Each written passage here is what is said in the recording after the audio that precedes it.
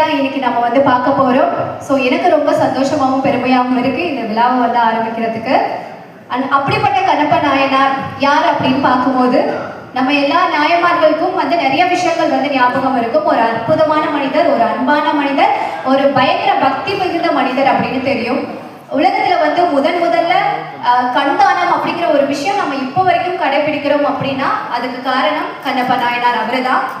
So அந்த வகையில கண்ணப்ப நாயனார் யாரா இருக்கும் அப்படின்னு பல கேள்விகள் நம்ம எல்லாருக்குமே வந்திருக்குங்க.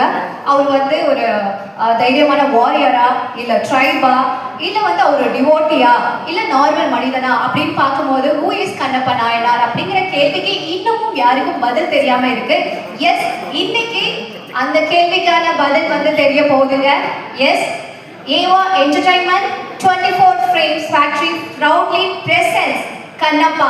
இந்த பேருக்கு அவ்வளோ ஒரு பெருமை இருக்கு.